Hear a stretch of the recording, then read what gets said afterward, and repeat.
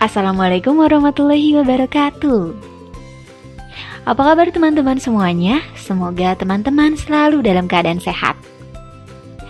Baik teman-teman, kalau biasanya kita review materi menggunakan Zoom ya, tapi untuk kali ini tidak bisa. Di hampir semua mata pelajaran ya teman-teman tidak bisa menggunakan Zoom. Jadi kita melalui video pembelajaran. Nah teman-teman, mengingat pentingnya pekan kali ini atau pentingnya materi yang akan Ustazah sampaikan, maka diharapkan untuk teman-teman menyimak video dari awal sampai akhir, karena semua yang Ustazah berikan materi hari ini akan keluar di PAS nanti. Nah baik teman-teman, untuk review materi sebetulnya adalah materi-materi yang sudah pernah kita bahas sebelumnya. Jadi harapannya teman-teman masih ingat ya, karena beberapa hanya Ustazah sebutkan poin-poinnya karena memang sudah pernah dibahas. Kita langsung masuk ke materi yang pertama ya, yaitu mengenai interaksi antar ruang. Ini adalah materi pertama kita ketika PJJ, mengenai ruang. Ruang adalah semua tempat atau wilayah di permukaan bumi yang dapat ditinggali dan dihidupi oleh makhluk hidup. Suatu ruang atau wilayah, di sini kita bisa sebut sebagai wilayah, juga membutuhkan interaksi. Interaksi antar ruang diwujudkan dengan adanya kerjasama antar wilayah atau antar ruang, yang tujuannya adalah untuk memenuhi kebutuhan hidup masyarakatnya. Kemudian kita masuk ke materi peta ya teman-teman. Nah ini teman-teman bisa lihat ada peta. Peta ini yang pernah kita pelajari ya teman-teman. Waktu itu pernah ada tugas mengenai peta persebaran air tawar di Indonesia. Nanti kemungkinan di soal akan ada peta di mana teman-teman akan disuruh untuk menentukan provinsi wilayah di setiap pulau. Jadi harapannya dipelajari juga mengenai peta. Oke, untuk unsur-unsur peta itu sendiri, yang pertama adalah ada judul peta, kemudian yang kedua ada skala peta, yang ketiga ada petunjuk arah atau orientasi, yang keempat ada simbol peta atau lambang peta, yang kelima ada garis astronomis, yang keenam ada lettering, yang ketujuh ada legenda, yang kedelapan ada sumber peta dan tahun pembuatannya, dan yang kesembilan adalah inset atau peta kecil. Baik, teman-teman, kita masuk ke sumber daya alam. Nah, berdasarkan sifat kelestariannya, sumber daya alam ini dibagi menjadi tiga. Yang pertama adalah sumber daya alam yang dapat diperbaharui. Sumber daya alam yang dapat diperbaharui adalah sumber daya yang jika digunakan terus-menerus dengan pemakaian yang wajar, maka tidak akan habis. Selain itu, sumber daya alam ini dapat diadakan atau dimunculkan kembali. Contohnya adalah tumbuhan, kemudian hewan. Selanjutnya adalah sumber daya alam yang tidak dapat diperbaharui, yaitu sumber daya yang jika digunakan terus-menerus akan habis. Sumber daya alam ini tidak dapat dimunculkan kembali atau membutuhkan waktu yang sangat lama jika ingin memunculkannya atau mengadakannya kembali. Contohnya adalah minyak bumi, tembaga, atau barang-barang tambang lainnya ya teman-teman. Kemudian yang ketiga adalah sumber daya alam yang tidak akan habis, yaitu sumber daya alam yang jika digunakan terus-menerus pun tidak akan habis. Contohnya adalah angin, kemudian matahari, sinar matahari lebih tepatnya, gelombang air laut, dan sebagainya. Materi yang selanjutnya adalah mengenai penduduk, tentang jumlah maupun persebaran penduduk. Nah, jumlah penduduk yang pertama. Jumlah penduduk adalah banyaknya penduduk yang menempati suatu wilayah pada waktu tertentu. Berdasarkan data pada tahun 2018, jumlah penduduk di Indonesia mencapai angka 265 juta jiwa. Jumlah penduduk selalu mengalami peningkatan. Ini disebabkan karena tingginya tingkat kelahiran. Beberapa cara yang dapat dilakukan untuk mengetahui jumlah penduduk adalah yang pertama, sensus penduduk. Apa itu sensus penduduk? Sensus penduduk adalah menghitung keseluruhan penduduk setiap 10 tahun sekali. Kemudian yang kedua adalah registrasi penduduk, yaitu mengumpulkan keterangan mengenai kelahiran, kematian, perpindahan, dan sebagainya. Kemudian yang ketiga adalah survei penduduk, yaitu mengambil sampel dari beberapa daerah saja. Nah, kemudian yang selanjutnya ada permasalahan kependudukan, khususnya di Indonesia teman-teman. Yang pertama adalah pertumbuhan pendudukan yang tinggi. Nah, bagaimana cara mengatasinya? Cara mengatasi pertumbuhan penduduk yang tinggi adalah dengan menurunkan angka pertumbuhan penduduk atau dengan melakukan program 2 anak lebih bayi. Kemudian yang kedua adalah kepadatan penduduk yang tidak merata. Ada wilayah yang memiliki kepadatan penduduk sangat padat ya teman-teman, ada juga yang jarang penduduknya. Nah, bagaimana cara mengatasinya? Cara mengatasinya adalah dengan melakukan transmigrasi. Apa itu transmigrasi? Kita sudah pernah belajar. Transmigrasi adalah perpindahan penduduk dari yang padat penduduknya ke wilayah yang jarang penduduknya. Kemudian selanjutnya adalah tingkat pendidikan yang rendah. Nah, cara mengatasinya adalah dengan melakukan program wajib belajar 12 tahun dan membangun sarana prasarana pendidikan agar lebih baik. Kemudian selanjutnya adalah tingkat kesehatan yang rendah. Cara mengatasinya adalah dengan meratakan pelayanan kesehatan, sehingga bukan hanya kota-kota besar yang pelayanan kesehatannya bagus, namun di semua wilayah, serta meningkatkan semua sarana prasarana kesehatan. Kemudian yang terakhir adalah rasio angka beban ketergantungan tinggi. Cara mengatasinya adalah mengatur jarak kelahiran antara misal anak pertama dengan anak kedua minimal 3 tahun. Nah, untuk kepadatan penduduk ini juga berdampak ya teman-teman bagi wilayah-wilayah yang berkaitan.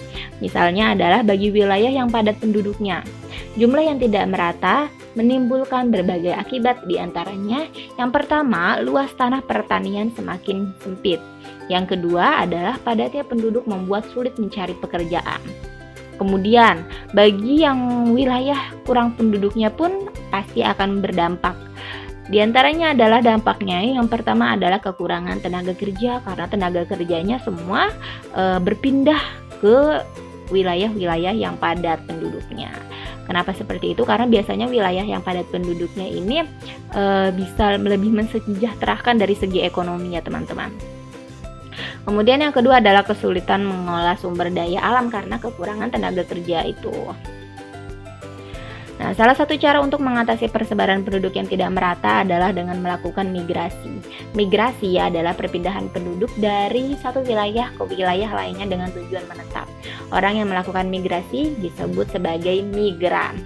Nah, berdasarkan wilayah yang dilaluinya, migrasi dibedakan menjadi dua. Yang pertama adalah migrasi internal dan migrasi eksternal. Nah, migrasi internal itu sendiri dibagi lagi menjadi dua, yaitu ada transmigrasi dan urbanisasi. Transmigrasi ini tadi sudah sempat kita singgung ya teman-teman, yaitu perpindahan penduduk dari daerah padat ke daerah yang jarang penduduknya. Sedangkan kalau urbanisasi adalah perpindahan penduduk dari desa ke kota. Kemudian selanjutnya adalah migrasi eksternal atau ini internasional teman-teman.